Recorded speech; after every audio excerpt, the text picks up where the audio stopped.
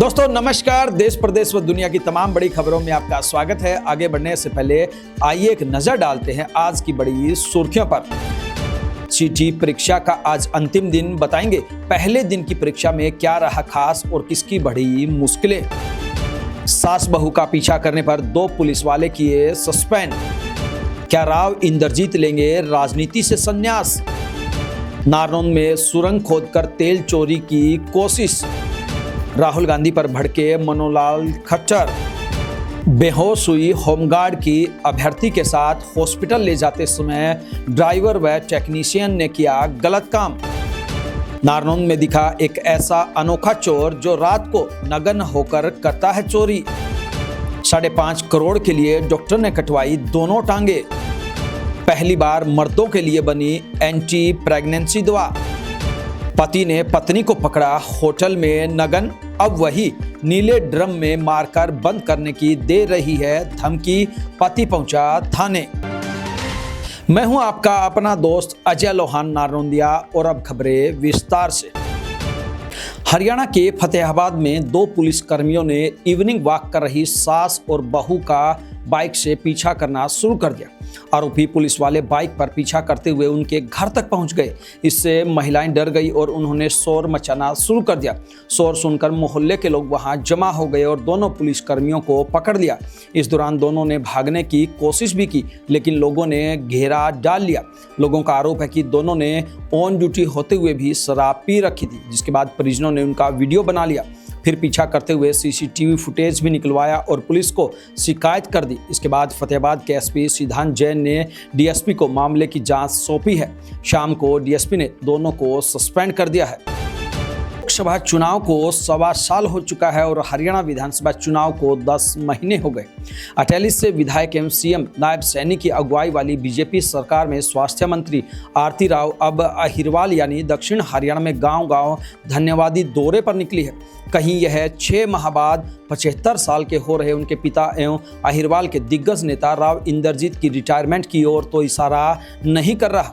यह सवाल पूरे हरियाणा की सियासत में उभरने लगा है।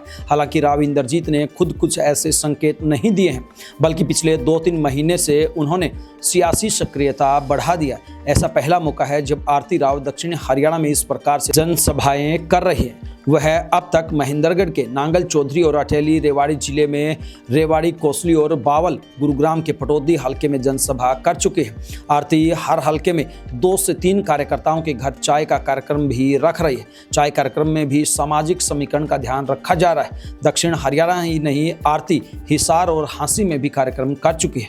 यहाँ यादव मतदाताओं की काफी संख्या है। हिसार के नारनौंद में सुरंग खोदकर तेल चोरी की एक बड़ी साजिश का खुलासा हुआ है। घटना नारनौंद के गांव लोहारी राघो से हैबतपुर रोड के टी पॉइंट के। यहाँ 1 एकड़ जमीन को हांसी निवासी अर्जुन उर्फ टोनी और भोलू ने लीज पर लिया था। कागजों में यह जमीन ब्लॉक बनाने की फैक्ट्री के लिए दिखाई गई थी, लेकिन वास्तव में यहाँ हिंदुस्तान पेट्रोलियम कॉर्पोरेशन लिमिटेड की पाइपलाइन से तेल चोरी के लिए गुफानुमा खुदाई की जा रही थी। राजस्थान पुलिस को इस ठिकाने का सुराग देवेंद्र राठी से मिला। वह साखोल बहादुरगढ़ का रहने वाला है और पहले से तेल चोरी के मामलों में आरोपी है।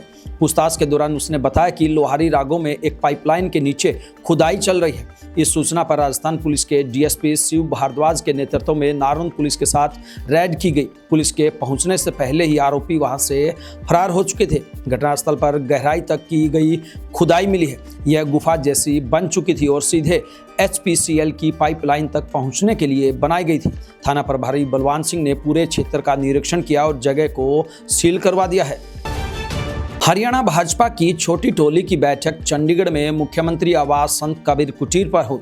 इस बैठक में मुख्यमंत्री नायब सिंह सैनी, भाजपा प्रदेश अध्यक्ष मोहनलाल बड़ोली, संगठन मंत्री फणिंदरनाथ शर्मा, कैबिनेट मंत्री एवं प्रदेश महामंत्री कृष्ण बेदी, प्रदेश महामंत्री डॉक्टर अर्चना गुप्ता और सुरेंद्र पुनिया मौजूद रहे। छोटी टोली की इस बैठक में सरकार और संगठन के समन्वय से नॉन स्टॉप सरकार की योजनाओं को जन जन तक पहुंचाने की योजना रचना व संगठन को और अधिक सशक्त बनाने जैसे अहम मुद्दों पर विस्तृत चर्चा हुई। बैठक के बाद बीजेपी प्रदेश अध्यक्ष मोहनलाल बड़ोली ने बताया कि बैठक में तय किया गया कि मुख्यमंत्री नायब सैनी सूबे के हर जिले में प्रवास कर लोगों की समस्याएं सुनकर उनका निवारण करेंगे, साथ ही जिलों की योजनाओं की प्रगति की समीक्षा भी करेंगे। राज्यसभा सांसद सुभाष बराला के बेटे विकास बराला की सहायक महाधिवक्ता यानी कि डबल एजी के पद पर नियुक्ति को लेकर विवाद थमा नहीं। इसी विवाद के बीच अब तक विकास बराला ने हरियाणा के एचएजी के दिल्ली स्थित कार्यालय में कार्यभार ग्रहण नहीं किया है। सूत्रों के मुताबिक उनका नाम 18 जुलाई की नियुक्त सूची में शामिल जरूर था, लेकिन अभी तक ऑफिस में रिपोर्ट करने की पुष्टि नहीं हुई। इस पर किसी भी आधिकारिक स्तर पर बयान सामने नहीं आया है। ऐसे में अटकलें हैं कि हरियाणा सरकार विवाद को खत्म करने के लिए उनकी नियुक्ति को निरस्त कर सकती है। करनाल के कल्पना चावला मेडिकल कॉलेज सभागार में हुए सफाई मित्र सम्मान समारोह में केंद्रीय मंत्री एवं पूर्व सीएम मनोहर खट्टर ने जहां सफाई कर्मचारियों को मंच से सम्मानित किया, वहीं राहुल गांधी के प्रधानमंत्री मोदी पर दिए बयान पर भी तीखा पलटवार किया और कहा कि राहुल गांधी को अखबारों में रहने के लिए कुछ न कुछ बोलना होता है। खट्टर ने करनाल नगर निगम को राष्ट्रपति द्वारा मिले पुरस्कार पर खुशी जताते हुए कहा कि करनाल को इस रैंक से भी आगे जाना है। कार्यक्रम के बाद पत्रकारों से बातचीत करते हुए मनोहर खट्टर ने कांग्रेस नेता राहुल गांधी के उस बयान पर प्रतिक्रिया दी जिसमें राहुल गांधी ने कहा था कि मैं मोदी जी से मिला हूं, वे कुछ भी नहीं है, सिर्फ शो है। इस पर पलटवार करते हुए खट्टर ने कहा कि राहुल गांधी को अखबारों की सुर्खियों में रहने के लिए कुछ न कुछ बोलते रहना पड़ता है। उन्होंने कहा कि राहुल चाहे कुछ भी बोले, उसका कोई असर नहीं होता।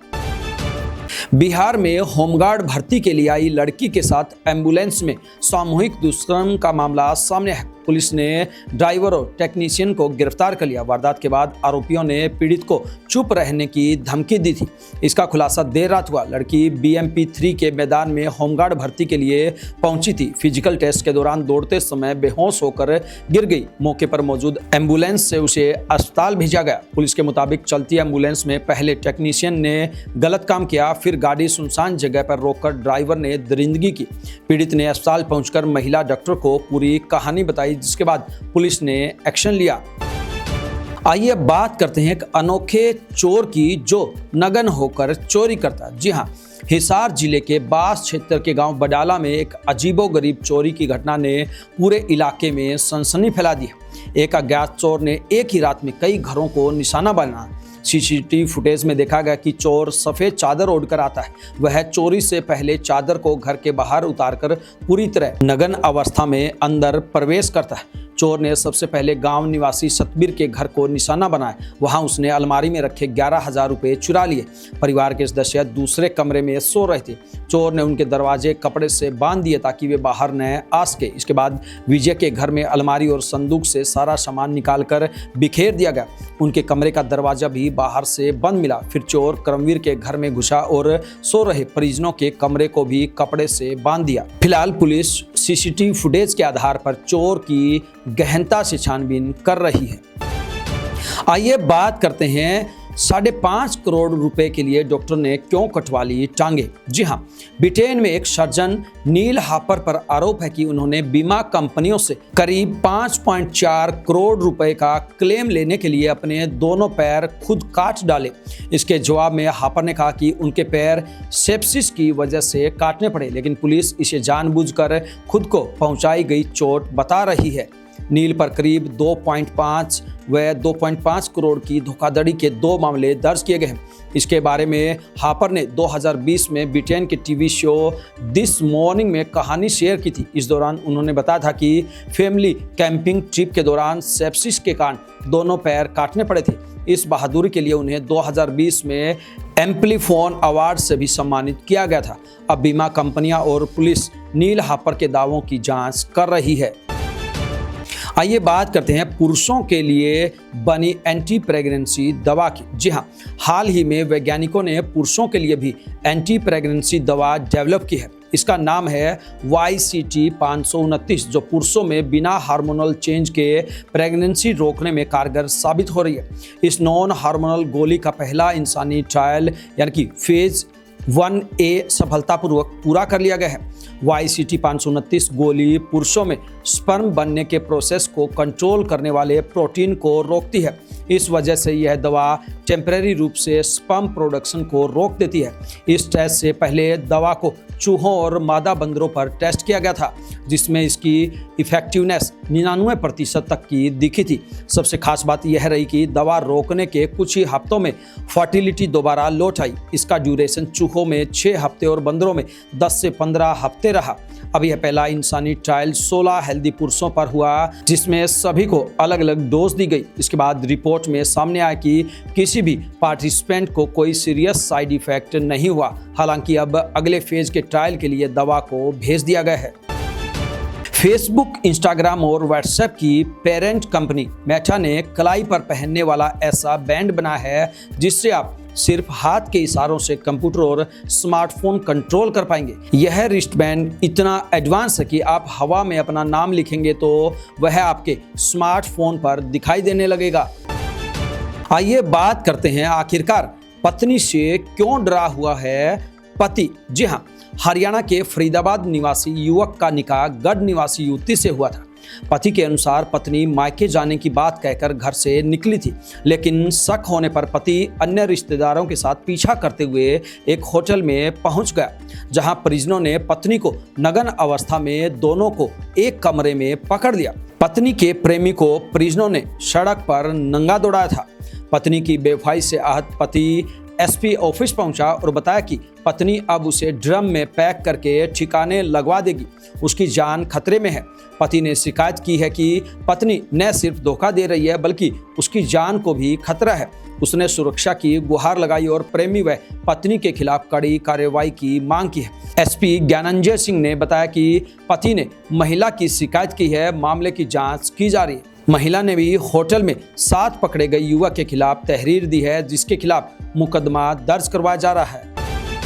ये बात करते हैं बीजेपी जिला अध्यक्ष के अजीबोगरीब कारनामे की। जी हाँ, रोहतक में बीजेपी जिला अध्यक्ष ने अजीबोगरीब पद पर 2 लोगों की नियुक्ति कर दी, जो भाजपा संगठन में इस तरह का पद है ही नहीं।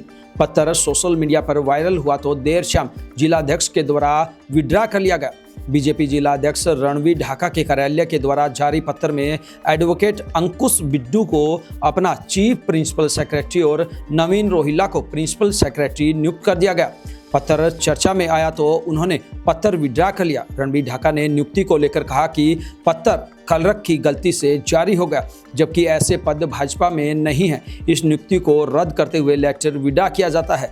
उनके कार्यालय से भी जो भी नियुक्ति होनी थी वो पहले ही हो चुकी है।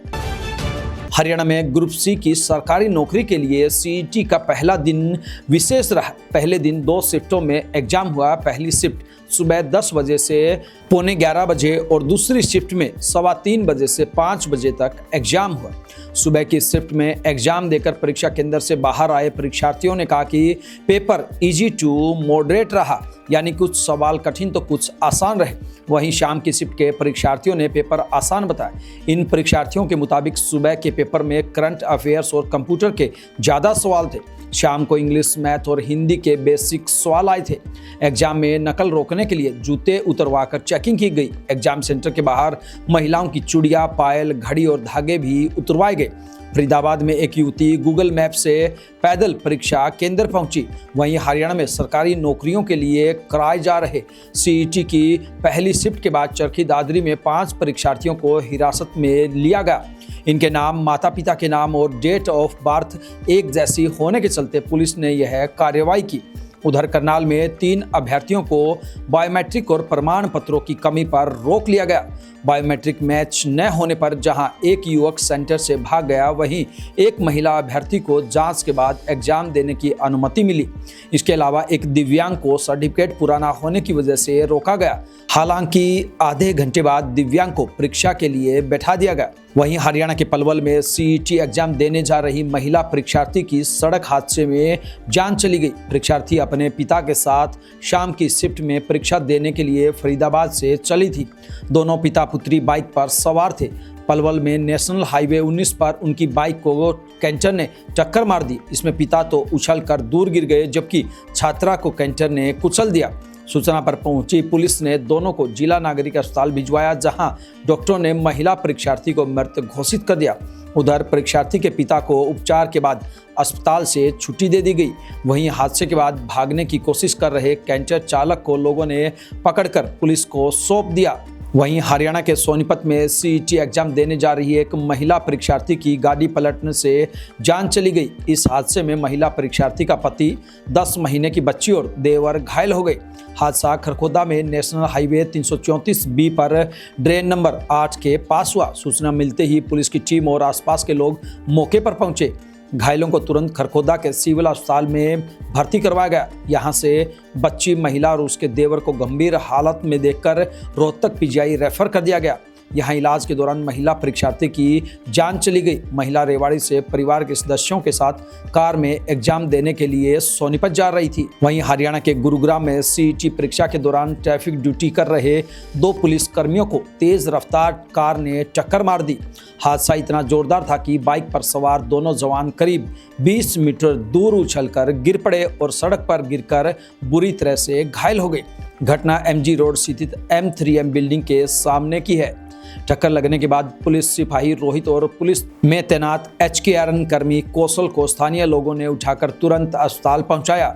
हादसे में रोहित की पसलियां टूट गई, वहीं कौशल वाले कर्मचारी के सिर और पैर में गंभीर चोटें आई। हादसे के बाद कार चालक मौके से फरार हो गया। पुलिस ने CCTV फुटेज खंगालकर आरोपी की पहचान शुरू कर दी है। फिलहाल दोनों जवान गुरुग्राम के पार्क अस्पताल में भर्ती है।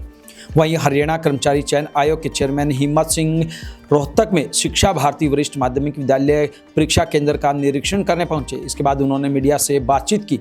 इस दौरान उन्होंने कहा कि हरियाणा के इतिहास में पहली बार बहुत बड़ी संख्या में अभ्यर्थियों ने सीईटी परीक्षा में उपस्थित होकर एक इतिहास में अपना नाम दर्ज करवाया है। उन्होंने कहा कि इस परीक्षा में लगभग 90% अभ्यर्थी उपस्थित हुए हैं। इससे पहले 50 से 60% की औसत रही है। हिम्मत सिंह ने बताया कि उन्होंने प्रदेश के 4 जिलों के विभिन्न परीक्षा केंद्रों का निरीक्षण किया। इस दौरान परीक्षार्थियों और उनके अभिभावकों से बातचीत भी हुई। सभी लोग व्यवस्थाओं को लेकर संतुष्ट है। उन्होंने कहा कि सामाजिक व धार्मिक संस्थाओं के अलावा प्रशासन ने इस परीक्षा को करने में बेहतरीन व्यवस्था की है। इस परीक्षा के आयोजन को लेकर ऐसा लग रहा है कि पूरा हरियाणा एक टीम के रूप में कार्य कर रहा है। वहीं हरियाणा के पूर्व मुख्यमंत्री मनोहर खट्टर ने खुद कई सेंटरों का जायजा लिया। इस दौरान उन्होंने एक सेंटर से बाहर खड़े व्यक्ति से पूछा कि क्या नकल का कोई इंतजाम करवाया है। खट्टर का यह सवाल सुन व्यक्ति हंसने लगा। आज दूसरे दिन की परीक्षा है। बिंदास हरियाणा तमाम अभ्यर्थियों को बेस्ट विशेष देता है और उनके उज्जवल भविष्य की कामना करता है। ये थी बिंदास हरियाणा पर बड़ी खबरें। अब दीजिए आपके अपने साथी अजय लोहान नारनौंदिया को इजाजत। नमस्कार।